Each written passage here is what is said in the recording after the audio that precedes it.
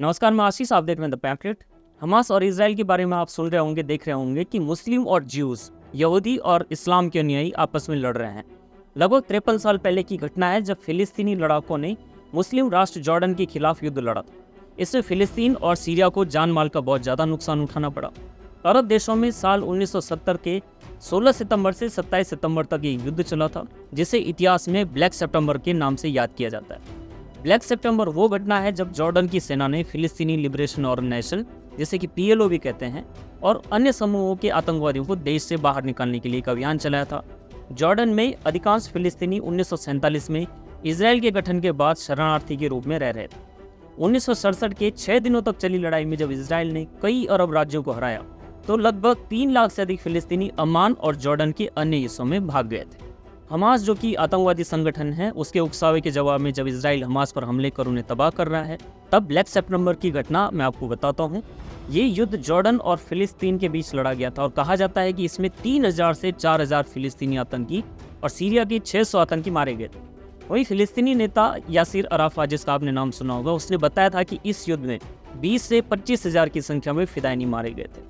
उमा के समर्थन के नाम पर जो पाकिस्तान आज फिलिस्तीन के साथ होने का दावा करता है, कभी उसी पाकिस्तान के सेना प्रमुख को बुचर ऑफ पैलेस्टीनियंस कहा गया था, यानी फिलिस्तीनियों का हत्यारा। नरसंहार उसने करवाया था। उसका नाम था जियाउल हक। अरब जगत में 7 दशकों से इसराइल फिलिस्तीन के बीच संघर्ष चल रहा था और उसके बाद बारी आई थी ब्लैक सितंबर की। इस युद्ध के बाद इसके बारे में जो कुछ भी लिखा गया, उन सभी का एक ही निष्कर्ष था कि इस युद्ध में पाकिस्तान के सैन्य तानाशाह जियाउल हक की ही भूमिका थी। जंग से हार चुके जॉर्डन के शासक शाह हुसैन ने पाकिस्तान से मदद मांगी थी और जियाउल हक की वजह से ही जॉर्डन को इस युद्ध में जीत भी मिली थी। हुआ कुछ ऐसा था कि सीरिया और जॉर्डन के बीच युद्ध छिड़ गया था। 1967 में 6 दिनों तक युद्ध में हारने के बाद जॉर्डन की हालत खराब हो चुकी थी। मिस्र और सीरिया के साथ साथ जॉर्डन को भी इस युद्ध में बहुत नुकसान हुआ था और उसी समय वो गजा पट्टी, यरूशलेम और वेस्ट बैंक जैसे इलाकों को भी खो चुका था। जॉर्डन में फिलिस्तीनी उग्रवादियों की मौजूदगी के कारण शाह हुसैन की सरकार के साथ उनका तनाव पैदा हो गया।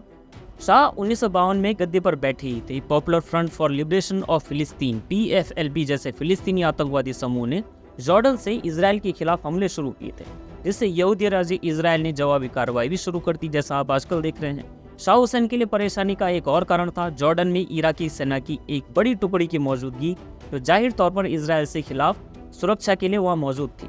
उस समय जॉर्डन में इराकी सेना के पास 20,000 सैनिक और 200 टैंक थे। यहाँ पर तनाव पैदा करने के लिए इराक और सीरिया दोनों ने जॉर्डन में सक्रिय अलग अलग फिलिस्तीनी आतंकवादी समूह को अपना सपोर्ट देना शुरू कर दिया था। इसी बीच साल 1970 में शाह हुसैन पर हमले भी हुए, जिसके बाद जॉर्डन सेना ने फिलिस्तीनी शरणार्थी शिविरों पर गोलीबारी शुरू कर दी थी। 1967 के युद्ध में जब जॉर्डन की सेना और वायु सेना को इसराइल ने हरा दिया और फिर अमेरिका और ब्रिटेन की मदद से जॉर्डन ने फिर से सेना को ठीक करने की कोशिश की। उसके बाद जॉर्डन ने अपनी सेना को ट्रेनिंग के लिए भेजा पाकिस्तान, उनकी मदद मांगी।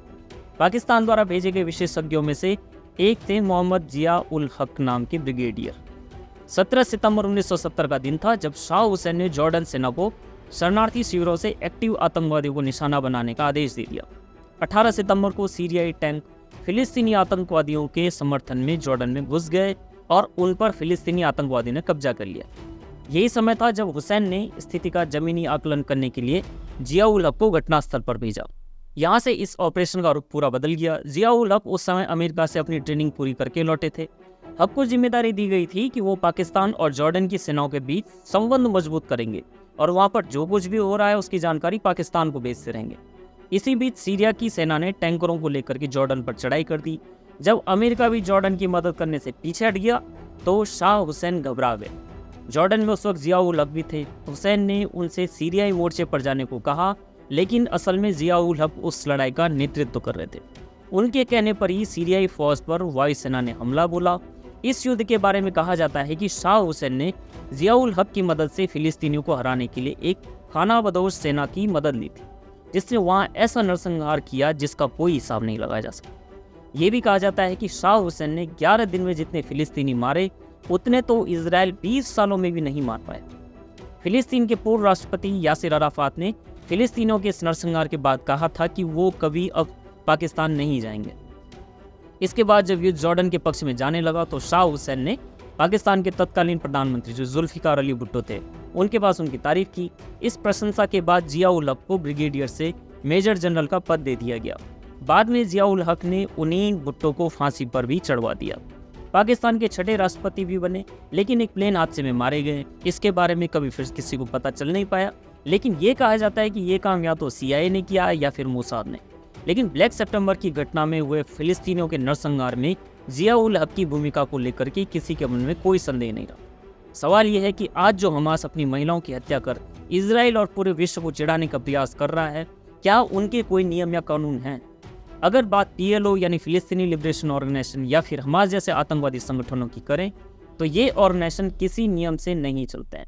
इसका सबसे बड़ा उदाहरण है कि इजराइल से युद्ध के समय इनको जॉर्डन से पनाह दी गई, और जब इजराइल के हमले के चलते जॉर्डन ने इन्हें निकालना चाहा तो ये जॉर्डन की ही शाह हुसैन के खिलाफ हो गए थे। वास्तव में इतने ज़्यादा खिलाफ हो गए कि 3-4 साल बाद जॉर्डन के ही प्रधानमंत्री की हत्या कर दी गई। इन आतंकी संगठनों ने जॉर्डन में जो किया, उसके चलते सितंबर 1970 में जॉर्डन ने पाकिस्तान आर्मी और जियाउल हक की मदद से उन्हें कुचला। इससे यह तो साबित होता है कि मुस्लिम उम्मा का कोई कंसेप्ट जरूरत पड़ने पर बरकरार नहीं रह पाता है। ईरान टाइप के जो देश पहले से ही इनके कारण अपना हाथ जला चुके हैं, उनसे टर्की और ईरान को सीखने की आवश्यकता है। टर्की को इसलिए और भी ज़्यादा क्योंकि टर्की नाटो का भी सदस्य है और 70 साल से भारत में उम्मा के नाम पर फिलिस्तीनियों के लिए दुआ करने वाले लोगों को जॉर्डन में ब्लैक सितंबर की घटना को भूलना नहीं चाहिए। वर्तमान गतिरोध में भी सऊदी अरब इजराइल के पक्ष में नजर आने लगा है। विश्व की सीमाएं वृहद हो रही हैं और एक कौम है जिसे लगता है कि वो आज भी अपने मजहब की दलीलों के आधार पर वर्ल्ड ऑर्डर तय करेगी। ये समय यह सोचने का भी है कि इजराइल को आखिर उम्मा के बॉयकॉट से डर क्यों नहीं लगता। देखते रहे द पैम्फलेट। धन्यवाद।